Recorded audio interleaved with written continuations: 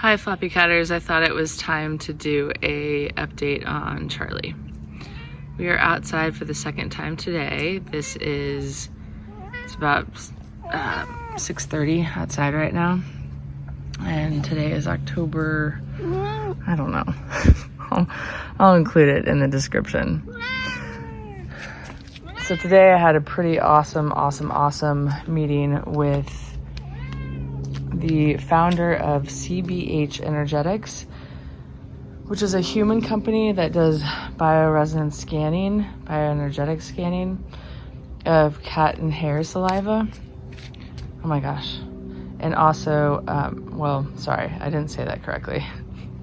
So Pet Medela is the cat and hair saliva division of what they do. And then they have a human division called CBH Energetics, and that was the founding company. But Sam, the creator, started the Pet Medela one because she was able to help her dog with it as well. So Charlie, this review is coming soon. I was scanned and Charlie was scanned. So I sent in Charlie's saliva, I sent in Charlie's hair, I sent in my hair, and I sent in my saliva. And we got the results, and we got the results back after a few weeks. And then I talked to Sam, the founder, today to learn more about it and more about the scan and everything. And so I'm going to include all of that when I do the review. And the cool thing is it tells you all about your organ systems and your other systems of the body, including like the nervous system, how they're operating or how they're not operating. And then they suggest supplements based on what your body is calling for or needing. So I had 6, I think. Charlie had 6. And when you first send it in, you have a bunch of questionnaires and stuff to fill out, and I wasn't thorough in those and the supplements I'm giving Charlie, because I actually muscle test his supplements every day to see what his body needs that day. I don't know what he is smelling. So it was going to be a very cumbersome list, and it wouldn't be like, oh, he gets this one every day. And this is something that Trig's death has afforded me a lot more time to focus on my Charlie. And that's one of the positive things I try to look at, is how much I'm learning about Charlie and how much I can hopefully help him. One of the most interesting things that she said today was there's a bacteria that is affecting Charlie's kidneys. And if we can get rid of that bacteria, then perhaps we can help with his kidneys, which would be most excellent. Boo, do not come towards me. I don't want you to come towards me. I know, thank you. His digestive system also came up, which isn't abnormal when you have kidney disease, but he's so handsome today. Very handsome, thank you. But it was interesting that it came up because we, I've mentioned this, but on August 3rd, Charlie got into something outside that caused a huge GI upset for him. Huge. So he was doing, No, I don't want you licking that off. Thank you. I rinse Charlie's paws after every time we go outside. And the reason is I don't want him licking off pollen and then having a reaction to it, because he is pretty calm and collected. I know. I gotta get to it. He's pretty calm and collected right now, and I don't want to reintroduce that problem. So anyway, I ended up with a lot of issues with him and eventually gave up on raw food. So that's my big announcement, is that he has been on canned food for 4 weeks now. And that was another blessing, is the reason we had to get on raw was because of Chiggy. Chiggy couldn't handle a lot of the crap that's in canned food, like the gargums and the fillers and stuff like that. Charlie can handle those a little bit better. The holistic veterinarian that I'm working with right now out of California has shared with me that Charlie might be to a point now where he can't handle raw food, that his stomach can't handle it. He needs to have cooked food. So that's my next goal, is to switch him to cooked food. So it would have been his like original recipe that we had for raw, but it will be cooked.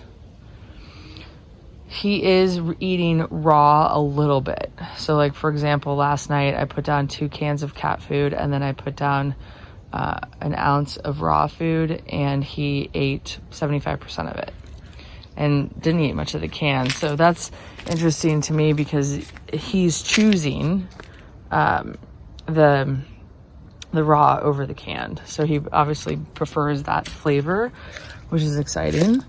And I'm thinking, well, maybe if we take care of this bacteria problem that we just found out about today, I can get him back on raw. I can't tell you how much I have appreciated raw. I'm very, very, very, very grateful for canned, that it exists, so that I had an alternative option for him during this time. And then it also, when he gets closer to wanting to depart his body, I will also have an idea of what to give him when he doesn't really want to eat at all anymore. So I was super grateful for all of that, and super grateful for the lessons learned in the last couple of months. But I am 100% wanting to give him raw, and will always feed raw to my cats when I can. It's so much cleaner. It's so much nicer. The stools don't smell. The litter box is cleaner. It's just, he hasn't really had diarrhea. He's had a couple of bouts, but that's like a one-time shot or something like that from me giving him Ozonate saline to try to get the bug that he has in him out. So I'm okay with that kind of diarrhea, because I'm like, great. Do we get it out? Super. Let's get rid of that. But it's just not the same. And you are so handsome. You look so beautiful. Yes. I think he's getting better with his grief. Charlie has spent, since Trig's been dead 4 months now. He'll be 5 months in November. And Charlie has finally started sleeping downstairs at night, which is what he used to do. And he's not sleeping upstairs in the guest room all the time. My yard is super dry because we haven't had any rain, but I also have held back on watering it because of the attraction Charlie has for fleas. I don't want that bringing any more, so my yard has suffered, but that's all right. It's allowed him to have more time outside, which is very, very important to him. And the bacteria that he has that is affecting his kidneys, according to the PET Mandela scan, was more than likely acquired out here. So, no. So, it's, I pay the price for letting him outside, but I would pay the price if I didn't let him outside, because he enjoys it so much that, and I've talked about this before, if it shortens his quantity of life for him to have quality of life, I'm okay with that. Normally I wouldn't have him outside at this time of day, but we had our first freeze, because this time of day is perfect for mosquitoes. But we had our first freeze, and then and then with the dry yard, we don't really have a problem with mosquitoes right now. I know, I have to rinse off your paws. Trying to think of anything else to share. I will include links to everything I talked about in the description of this video. Woo, anything else? The biggest thing that I wanted to tell you about that he's back on canned. Oh, his kidneys are doing better. I muscle test for when he needs fluids, and then obviously because of our water fountain, I've been able to monitor that as well. And his water consumption has dropped considerably. I was giving him fluids every 2 to 3 days, and now it's every 5 to 6 days. And I think we could go even longer, because if you look at his coat, it looks very hydrated. What I mean by that is his coat isn't really clumpy. It's like one whole thing. When an older cat's coat is clumpy, it's usually an indication of dehydration or, needs omega-3s or something like that. But given that his coat looks as good as it does, that means that he's well hydrated and the fluids aren't as necessary. I am giving him B12 in his fluids. He gets ozone in his fluids, so the lactated ringers that he's getting end up being ozonated, so that he's getting that benefit as well. Woo, no! There are chipmunks down there, and that's what's making me think that's where... No, is that where you're getting that bacteria? Mm-hmm, probably. Probably. Yes. But we probably need to go inside. It's getting pretty dark.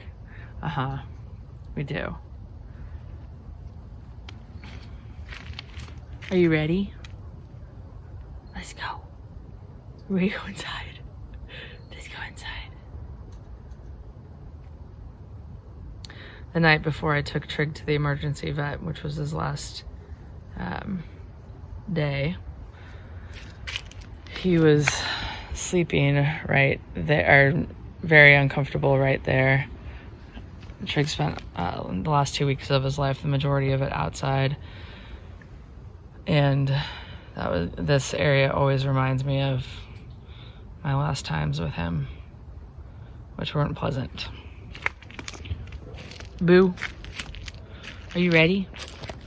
Are you coming? Let's go. We need to go inside. Come on. Yes, can we go inside, please? Yes, thank you. Charlie's had a couple of bouts of really good energy where he's, running through the yard full speed and running up the, this sugar maple, which is something he used to do when he was much younger. And I appreciate seeing that out of him more than you know.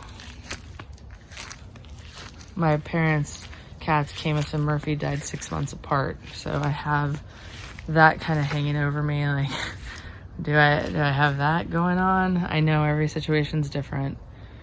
And ironically, my parents' cat Camus died in December, and their cat Murphy died in June. Trig died in June. So I'm hopeful, given where we are now, that heading into December we should be okay.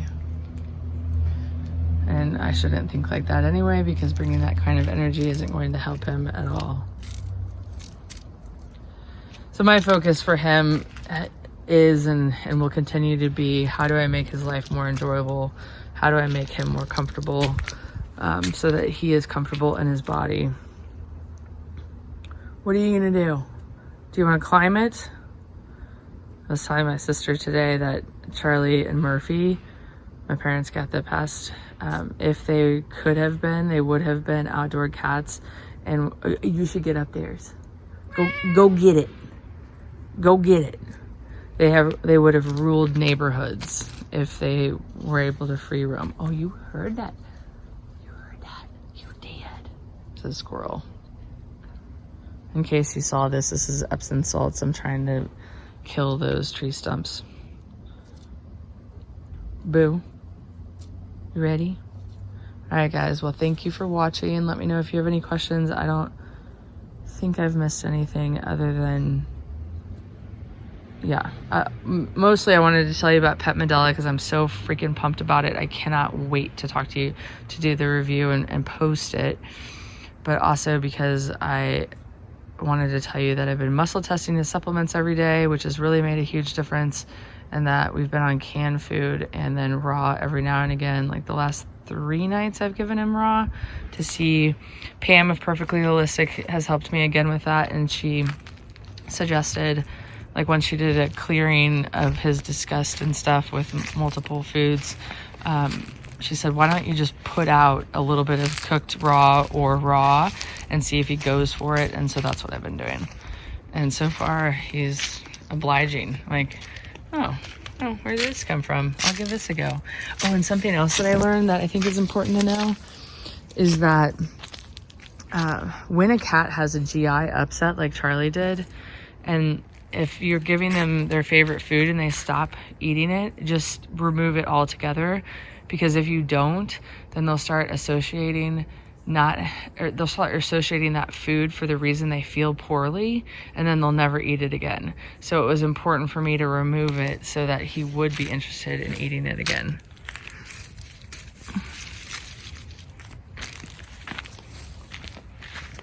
Hey, we gotta go inside. It's too dark. He saw me grab this. Boo, it's not long enough.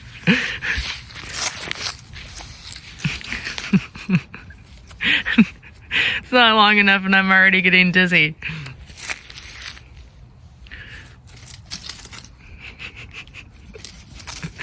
Woo, I gotta get a longer one. He loves to chase a stick in the grass. Okay, bub, let's go inside. Thanks guys for watching. We'll see you next time.